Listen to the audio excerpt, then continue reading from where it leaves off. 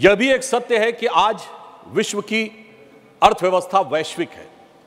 आज कोविड के समाप्त होने के बाद और विश्व के कुछ हिस्सों में युद्ध के कारण वैश्विक अर्थव्यवस्था की जो स्थिति है, चूंकि आज स्वाभाविक रूप से कोई देश ये नहीं कह सकता कि हमारे ऊपर कोई प्रभाव नहीं पड़ता, कुछ भी दुनिया में होता रहे।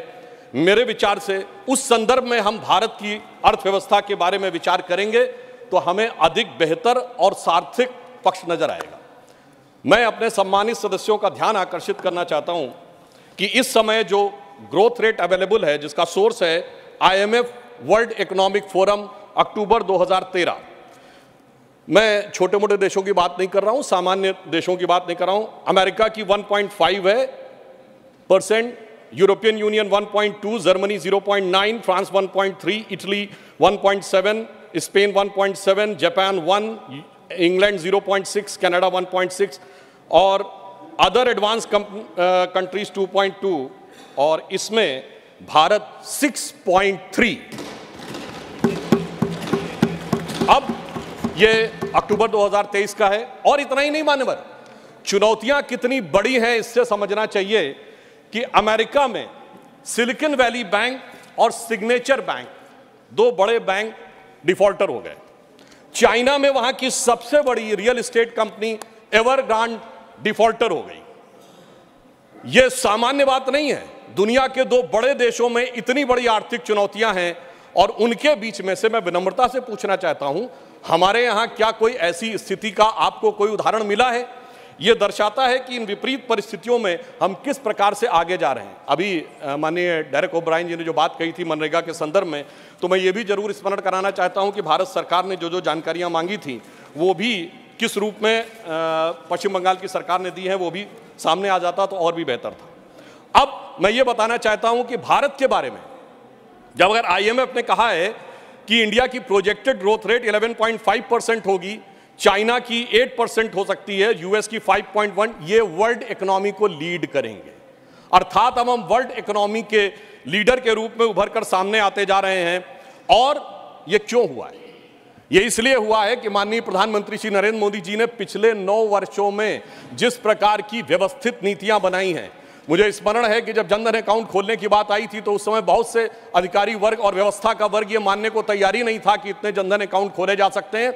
आज 50 करोड़ से अधिक जनधन अकाउंट हैं और जिसमें सिर्फ धनवान लोगों के नहीं हैं, सामान्य लोगों के भी अकाउंट हैं, जिसमें डिपॉजिट अगर देखा जाए तो 51.5% ऑफ द फाइनेंशियल सेविंग है, PF में 26% की फाइनेंशियल सेविंग है, इंश्योरेंस में 17% की फाइनेंशियल सेविंग है। अर्थात हमारा 94.8% सेविंग बिल्कुल सेफ सेक्टर में है। इस बात पे मुझे याद आता है मान्यवर 2013 में मैं अमेरिका के दौरे पे गया था। तत्कालीन भाजपा के राष्ट्रीय अध्यक्ष और वर्तमान रक्षा मंत्री राजनाथ सिंह जी के नेतृत्व में एक प्रतिनिधिमंडल में भारत को लेकर एक बड़ा ग्लूमी एटमॉस्फेयर था। वहां पे लोग कहते थे the success story of India is over, मगर हम लोगों ने उन्हें आश्वस्त किया था the success story of India is not over, success story of India is waiting for Modi ji to come into power. और आज अगर हम देखें तो वो साफ दिखाई पड़ रहा है। और मैं ये भी बताना चाहता हूं कि ये केवल ऐसे नहीं हो रहा है। यदि हम इन आंकड़ों को गंभीरता से देखें तो पिछले समय के मुकाबले में अगर हमारे एक्टिव मोबाइल कनेक्शन जो पहले 93 करोड़ थे वो 110 करोड़ हुए हैं, तो मानी हुई बात है, इसमें बढ़ोतरी हुई है। अब यहां पर महत्वपूर्ण बात क्या है? पहले हम मोबाइल हैंडसेट का इंपोर्ट 78% करते थे मोबाइल हैंडसेट का, अब 4% करते हैं।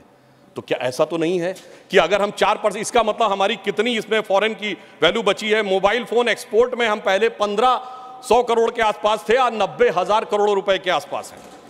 अगर हम नंबर ऑफ ऑटोमोबाइल सेल देखें तो मैं ये भी विनम्रता से ध्यान दिलाना चाहता हूं, अब ये सर्वेक्षण भारत सरकार का नहीं है कि ऑटोमोबाइल मैन्युफैक्चरिंग में, ऑटोमोबाइल की होल्डिंग में हम दुनिया के तीसरे नंबर के देश बने हैं। 7.5 करोड़ परिवार भारत में ऐसे हैं जिनके पास कोई ना कोई एक ऑटोमोबाइल जरूर है, चाहे 2 व्हीलर हो या 4 व्हीलर हो। तो मानी हुई बात है वो 7.5 करोड़ कोई धनाढ्य करोड़पति अरबपति नहीं है। ये इक्विटेबल डिस्ट्रीब्यूशन ऑफ वेल्थ का जो प्रयास प्रधानमंत्री मोदी जी के नेतृत्व में हुआ है, ये उसका प्रमाण है। अब मैं ये भी बता देना चाहता हूं कि पहली बार ऐसा हुआ है कि एशिया की इकोनॉमी कौन राइज करेगा, इसके बारे में ये कहा जा रहा है कि अब वो चाइना से शिफ्ट होकर भारत एशिया की इकोनॉमी का इंजन बन के उभरेगा। मैं एक और डाटा अभी बता देना चाहता हूं कि जो हमारे कंज्यूमर एसोसिएशन है उसने आंकड़ा दिया कि वर्तमान दीपावली का जो फेस्टिव सीजन गुजरा है और छठ का मिलाकर 4 लाख करोड़ रुपए की स्पेंडिंग हुई है, जिसमें छोटे सामान खरीदने से लेके घरेलू सामान खरीदने से लेके बर्तन सोना चांदी सारी चीजों में अगर 4 लाख करोड़ रुपए की स्पेंडिंग भारत की जनता ने की है तो कहीं ना कहीं ये अंधकार से निकलते हुए दीपावली के समान एक नई ज्योति के साथ भारत की अर्थव्यवस्था को ले जाने का एक संकेत भी दिखाता है। और मुझे यह भी याद आता है मान्यवर, जब मैं इंजीनियरिंग का छात्र था, एक दौर था जब भारत का, मैं 91 की बात कर रहा हूं, फॉरेन एक्सचेंज रिजर्व 1 बिलियन पे आ गया था। 2-2 बार रुपये का डिवैल्यूएशन हुआ था, सोना गिरवी रखा गया था।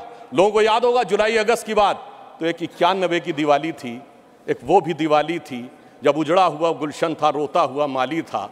एक ये भी दिवाली है जब महका हुआ गुलशन है और ज्योत निराली है, एक वो भी दिवाली थी, एक ये भी दिवाली है। अब मैं यह भी कहना चाहता हूं कि अगर हम केवल कुछ आंकड़ों को देख लें कि हमारे बारे में दुनिया के जो बड़े बड़े आर्थिक विशेषज्ञ हैं वो क्या कह रहे हैं। स्टैंडर्ड्स एंड पुअर कहता है, as China's economy slowing the main engine of growth in Asia Pacific move away from the world second largest economy to South Asia and South East Asia, and Indian economy is expected to power ahead the next years of leading growth in the reason.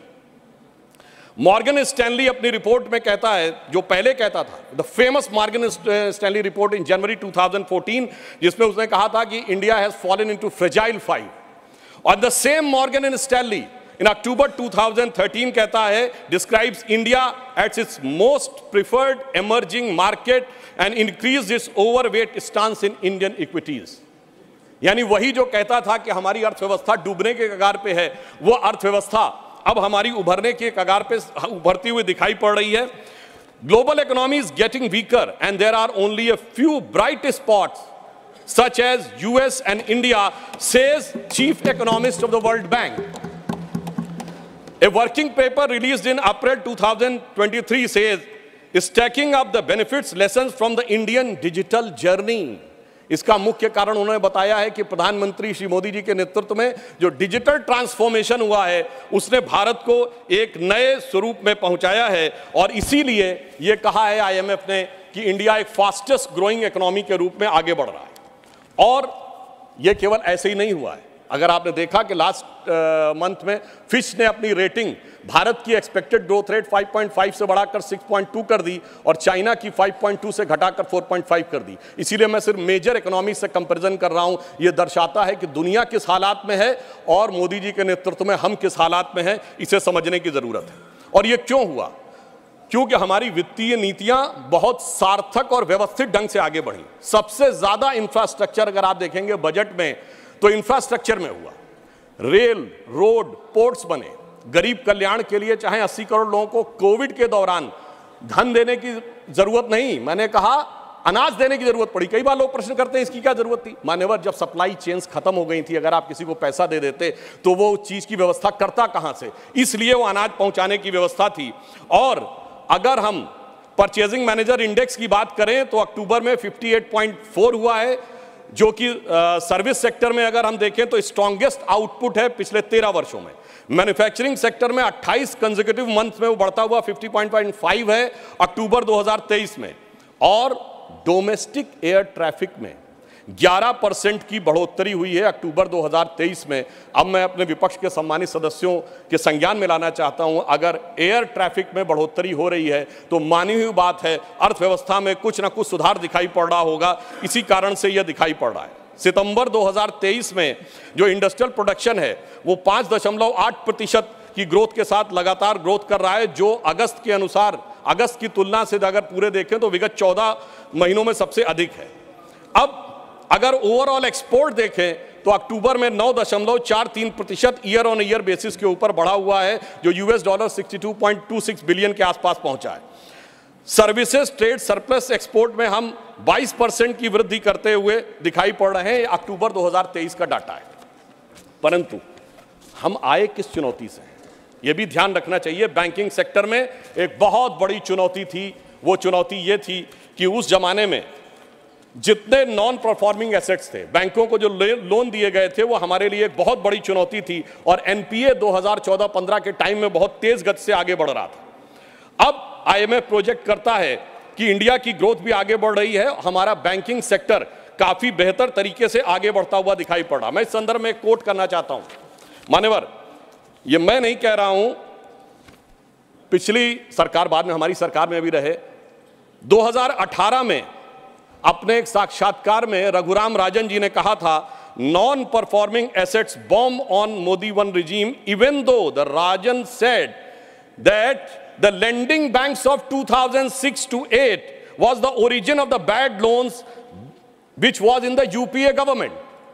ये रघुराम राजन जी ने कहा कि 2006 से 8 के बीच में जो bad loans दिए गए, उसके लिए भले ही आज, और ये नवंबर 2018 को उन्होंने एक साक्षात्कार दिया है, उसमें आया है। इसलिए हमने आज स्थिति ये की कि जन जन तक उस धन को पहुंचाया, उसको सुरक्षित किया और जन कल्याणकारी कार्यों में उसको स्थापित करने का प्रयास किया। और आज आप देखिए, पब्लिक सेक्टर बैंक्स ने 1 लाख करोड़ रुपए का रिकॉर्ड प्रॉफिट अर्जित किया है फाइनेंशियल ईयर 2022 और 23 में। यानी कहां वो बैड लोन्स में दबे जा रहे थे और कहां वो रिकॉर्ड प्रॉफिट करते हुए नजर आ रहे हैं। और state bank of India, SBI, जिसके बारे में भी मात्र चंद महीने पहले की तो बात है, जो कहा जाता था कि साहब ये खराब हो गया, डूब गया, वगैरह वगैरह, आज स्थिति यह है कि SBI has become the most profitable company in the India and as per the recent quarterly result in quarter first of 2033-34 SBI has earned a profit of 18,537 crore. यानी ये जो है प्राइवेट और सरकारी दोनों के हिसाब से ये सबसे अधिक आया है। और कहां हम कर्ज के अंधेरे में डूबे थे और आज मोदी जी ने उसे कर्ज के अंधेरे से निकालकर बैंकिंग व्यवस्था को जन कल्याण के सवेरे तक लाने में सफलता हासिल की है। और अगर हम पिछले समय में देखें तो ट्विन बैलेंस शीट जो बैंक्स एडॉप्ट करते थे वो अपने आप में एक समस्या थी, परंतु वित्त मंत्री जी के नेतृत्व में जिस प्रकार के प्रावधानों में परिवर्तन किया गया, उस कारण से अब ये ट्विन बैलेंस शीट एक नए समाधान के रूप में आगे बढ़ रही है। आज अगर देखा जाए तो हम 2 लाख करोड़ रुपए के वर्थ के इलेक्ट्रॉनिक मैन्युफैक्चरर एक्सपोर्ट कर रहे हैं। अब भारत 1500 से अधिक ग्लोबल कैपेसिटी सेंटर्स का केंद्र बनता जा रहा है। नाउ मैं ये कोट करना चाहता हूं कि India is the most preferred location for shared global services, ये डेलॉयट ने 2003 में कहा है। और हमारी सरकार ने कुछ महत्वपूर्ण निर्णय लिए, जैसे रेट्रोस्पेक्टिव टैक्सेस को रिपील किया। रेट्रोस्पेक्टिव टैक्सेस के कारण जो एक अनसर्टेनिटी बनी रहती थी अर्थव्यवस्था को लेकर, वो समाप्त हुई। और जहां तक गरीबी और पॉवर्टी की बात करते हैं तो यूएनडीपी की 2022 की रिपोर्ट को मैं कोट करता हूं, the relative reduction from 2015-16 to 2019-21 was faster, it is 11.9% year as compared to the previous time। यानी मोदी जी की सरकार आने के बाद गरीबी उन्मूलन बहुत तेज गति से हुआ। ये यूएनडीपी की रिपोर्ट कह रही है, ये हम नहीं कह रहे हैं। और आईएमएफ का ये कहना है कि extreme poverty was maintained below 1% in 2022 because of प्रधानमंत्री गरीब कल्याण योजना। यानी वो साफ मान रहे हैं कि प्रधानमंत्री जी ने जो योजना बनाई, उस कारण से जिसको हम गंभीर कहते हैं, गंभीर गरीबी कहते हैं, वो 1% से नीचे पे आई है। अब आईएमएफ की चीफ क्रिस्टिना जॉर्जिएवा ने अभी कहा है, 1 साल पहले उन्होंने कहा, India deserve to be called the bright spot and otherwise the dark horizon because it has been the fast growing economy even during these difficult time. And most importantly, this growth is underpinned by structural reforms। यानी IMF chief ये बात की तस्दीक कर रही हैं कि मोदी जी के नेतृत्व में जो आधारभूत संरचनागत परिवर्तन हुए, उसी कारण से भारत एक ब्राइट स्पॉट के रूप में उभरता हुआ दिखाई पड़ रहा है। और जो इन्फ्लेशनरी प्रेशर्स हैं, उसको देखते हुए भारत ने तुलनात्मक दृष्टि से महंगाई पर सबसे बेहतर नियंत्रण पाने में सफलता हासिल की है। ये कौन कह रहा है? ये कह रहे हैं mister Noel Quinn, who is a group chief executive of the HSBC, और ये उन्होंने 2022 में कहा। मैंने इसीलिए सिर्फ वो बातें कोट करने का प्रयास किया जिनके के द्वारा यह समझा जा सके कि किस प्रकार से अर्थव्यवस्था की इन चुनौतियों में हम क्रमशः आगे बढ़ रहे हैं। और मैं यह भी एक बात बताना चाहूंगा कि भारत की अर्थव्यवस्था अपने आप में किस प्रकार से आगे बढ़ रही है। मैं एक कोट करना चाहता हूं, एक नोबेल प्राइज विनर हैं, स्टैनफोर्ड यूनिवर्सिटी के professor, his name is Michael Spence, जिन्होंने 2022 में कहा, quote, the global economy is undergoing a regime change today. India is outstanding performer now.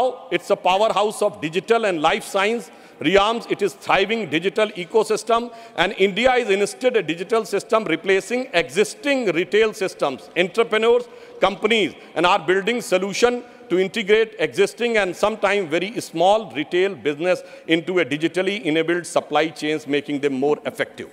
अर्थात विश्व का जो आधुनिक सप्लाई चेन व्यवस्था है, जो आधुनिक इंफ्रास्ट्रक्चर है, उसको मोदी जी के नेतृत्व में जो डिजिटल ट्रांसफॉर्मेशन हुआ है, उसने एक बड़ा परिवर्तन लाने की स्थिति बनाई है।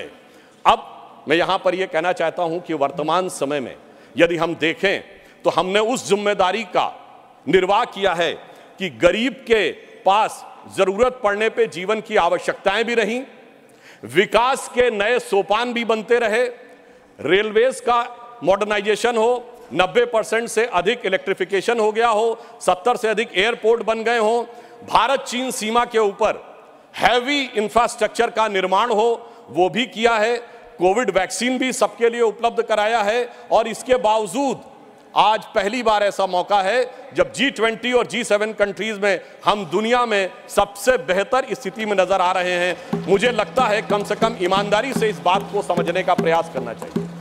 परंतु ये जानते हैं क्यों हुआ है? कारण यह है कि प्रधानमंत्री श्री नरेंद्र मोदी जी इस बात को भली भांति उन्होंने समझा कि उनका धन को किस मार्ग से व्यय करना चाहिए। मैं कोट करता हूं, हमारे धर्मशास्त्रों में कहा गया है, धनात् धर्मः तथा सुखम। धन वही सुख का कारक होता है जो धर्म के मार्ग से व्यय होता है।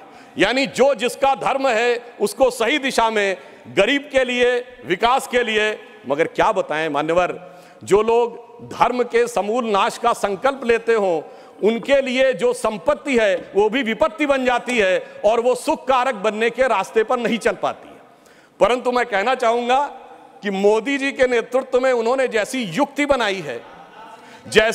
बनाई है, उस कारण से जो आर्थिक विपत्ति थी वो अब संपत्ति की तरफ बढ़ती हुई नजर आ रही है। अब यहां पर मैं एक और बात भी कहना चाहूंगा मान्यवर, कई बार लोग ये कहते हैं कि साहब आप लोग आर्थिक विषय की बात करते हैं, मगर मैं ध्यान दिलाना चाहूंगा कई बार आर्थिक विषयों की बात करते करते लोग किसी दूसरे विषय पे चले जाते थे। मैं ये याद दिलाना चाहता हूं कि एक दौर था मान्यवर जब भारत की अर्थव्यवस्था का मजाक उड़ाया जाता था। क्या कहा जाता था? ये 2% से ऊपर कभी ग्रो ही नहीं कर सकते। इसको कहा जाता this is a Hindu growth rate. ये कह के हमारा मजाक उड़ाया जाता था कि ये कभी 2% से ऊपर ग्रो नहीं कर सकते मान्यवर। मगर जब से हम लोग आए हैं, यानी जो लोग कहते हैं कि उन्हें हिंदू ग्रोथ रेट ज्यादा अच्छी लगती थी, अब ये 7.8% की हिंदुत्व की ग्रोथ रेट है, क्योंकि अब वो लोग आए हैं जो हिंदुत्व में विश्वास करते हैं। और मैं ये भी एक याद दिलाना चाहता हूं, इसे कोई संयोग माने या दैव योग माने, मान्यवर जब भारत स्वतंत्र हुआ, इस बार की दीपावली के लिए मैं एक और बात भी कहना चाहूंगा, एक नया परिवर्तन भारत का जानते कैसे आया? ये सब कुछ जनता के सहयोग, समर्थन और मोदी जी की युक्ति के साथ तो हो ही रहा है। एक नया स्वरूप भी भारत का उभर रहा है। वो क्या है? जब मान्यवर देश आजाद हुआ तो उस समय भारत की अर्थव्यवस्था पे ताला लगा हुआ था। हमारे तुरंत विपक्षी लोग कहते साहब कुछ था नहीं, बहुत कुछ हम कर नहीं सकते थे। और जब ताला खुला उस समय श्री राम लला विराजमान भी ताले में ही थे। जैसे ही राम मंदिर का आंदोलन शुरू हुआ, अर्थव्यवस्था के अंदर भी नया परिवर्तन शुरू हुआ। 90 से 92 का ही दौर है अर्थव्यवस्था में भी बदलाव का, भारत की अर्थव्यवस्था के खुलने का, भारत की राजनीति की व्यवस्था के भी बदलने का। और यही वो दौर है जिस समय विवादित ढांचा भी गिरा और नेहरूवियन मॉडल भी समाप्त हुआ। यानी अगर आप देखें तो वो दौर था जब फॉरेन एक्सचेंज रिजर्व भी 1 बिलियन पे था। परंतु मैं ये याद दिलाना चाहता हूं, कुछ लोग लगेगा ये तुलना है क्या, तो मैं ये भी याद दिलाना चाहता हूं, उसके बाद एक बड़ा दौर आया जब 2003-4 में, आप याद करिए, हम करंट अकाउंट सरप्लस कंट्री बने। 2003-4 के चौथे क्वार्टर में हम सबसे तेजी से बढ़ने वाली अर्थव्यवस्था हुई और इंडिया सक्सेस स्टोरी 2003-4 में कही जाने लगी। यही वो दौर था जब खुदाई हुई और 70 खंबे निकले थे, जहां से साबित हो गया था कि श्री राम लला विराजमान के पास ही वो मंदिर है। अब आप आइए साहब, उसके बाद 2019 में जब जजमेंट आया तो तब 1 बिलियन था, जब खंबे निकले तो फॉरेन एक्सचेंज रिजर्व 100 बिलियन था, अब मोदी जी के नेतृत्व में 500 बिलियन पहुंच गया। और इतना ही नहीं मान्यवर, अब जब राम मंदिर बनने जा रहा है तो हम 5वीं बड़ी अर्थव्यवस्था है, 4थे बड़े स्टॉक एक्सचेंज है, 3रे बड़े ऑटोमोबाइल मैन्युफैक्चरर हैं, 2रे बड़े मोबाइल के मैन्युफैक्चरर हैं, इंफ्रास्ट्रक्चर में इन्वेस्ट करने वाले हम नंबर 1 के देश हैं और चांद के अछूते कोने को छूने वाले देश भी बन गए हैं। और अब अगर आप देखें तो हम G20 में सबसे ऊपर बढ़ते चले जा रहे हैं। ये कह के मैं सिर्फ ये बताना चाहता हूं, कुछ ऐसे संयोग होते हैं जिनको देखने के लिए एक अलग दृष्टि चाहिए, जिसके लिए रामचरितमानस में एक चौपाई है कि सुमति कुमति सबके उर रही, यानी अच्छी मति और बुरी मति सबके मन में रहती है। नाथ पुराण निगम यह कहीं, ये पुराण और उपनिषद ये बताते हैं। और जहां सुमति तहां संपत्ति नाना, जहां कुमति तहां विपत्ति निधाना। तो इसलिए जो जो हम धनात धर्मात तथा सुखम की दृष्टि के साथ संपत्ति बढ़ते गए, वहां इस देश में संपत्ति आती गई। On the lighter note and on the serious note मैं ये भी कहना चाहूंगा, हम सब चाहते हैं कि भारत वर्ल्ड की नंबर 1 की इकोनॉमी बने और मां लक्ष्मी की कृपा इस देश पे बनी रहे, पर मां लक्ष्मी भी कमल पर ही विराजती हैं। और मैं अंत में ये कहना चाहता हूं कि इस बात को भली भांति समझ लीजिए, आप जितने आरोप प्रत्यारोप मोदी जी के ऊपर लगाते हैं, आप देखिए पूरी दुनिया में एक सुनामी आई हुई है। चाइना अमेरिका जैसे देश जूझ रहे हैं। ब्रिटेन में यह कहा जाता है कि जब जाड़े का मौसम आ गया है कि they have hardly money either to heat और टू ईट, यानी या तो खा लो या बिजली का बिल पेमेंट कर लो। उस दौर में मैं अगल बगल वालों की बात नहीं कर रहा हूं कि श्रीलंका और पाकिस्तान में क्या हो गया। जनाब, हमारा कैप्टन कितनी कुशलता के साथ इस सुनामी से भरी लहरों में लेके जा रहा है, मगर क्या कह रहे हैं विपक्ष वाले, अरे अगल बगल के पलटे जहाजों को मत देखो, दूर दराज के डहते जहाजों को मत देखो, ये जहाज के अंदर मुझे कुछ हिचकोले क्यों नजर आ रहे हैं उसके ऊपर देखो। तो मैं उनके लिए कहना चाहूंगा अपनी सरकार की तरफ से, और देखिए ये भी एक संयोग है, जब मैंने राम मंदिर की बात कही, संयोग से इस समय हमारी वित्त मंत्री जी के नाम में भी सीता भी है, रमण भी है और निर्मल भी है, यानी नई दिशा में आगे बढ़ रहे हैं। तो हम मोदी जी की तरफ से आपको एक लाइन कहना चाहेंगे अर्थव्यवस्था पे, जो आप लोग कहते हैं कि हमें इल्ज़ाम मत दीजिए, बहुत अफसोस होता है। हमें इल्ज़ाम मत दीजिए, बहुत अफसोस होता है। बड़ी तरकीब से कश्ती यहाँ तक लेके आए हैं, बदल देते हैं हम दरिया की लहरें अपनी हिम्मत से, आंधियों में भी अक्सर चिराग हमने जलाए। और फिर मैं एक बिंदु और कहकर, एक पंक्ति और कह के बात को समाप्त करता हूं। G20 में जो लोगों ने देखा उससे बहुत साफ दिखाई पड़ रहा है कि अब हमारे साथी समझ पाए न समझ पाए, भारत की जनता उसे समझ रही है और वो उत्तरोत्तर उस दिशा में आगे आ रही है जो नए भारत का स्वप्न मोदी जी के नेतृत्व में साकार होता दिख रहा है। तो मैं ये कहता हूं कि स्वप्न देखा था कभी, वो आज हर धड़कन में है। हम अर्थव्यवस्था के जो स्वरूप में जा रहे हैं, स्वप्न देखा था कभी, वो आज हर धड़कन में है। एक नया भारत बनाने का इरादा मन में है और बढ़ रहे हैं हम प्रगति की ओर, उस रफ्तार से कर रहा है विश्व भी हमको नमन उस पार से। धन्यवाद। देश विदेश की ताज़ा तरीन खबरों से अपडेट रहने के लिए आप हमारे चैनल को जरूर सब्सक्राइब करें और साथ ही बेल आइकन को भी जरूर दबाएं, ताकि सभी खबरों से आप और आपके जानने वाले रह सके अपडेट।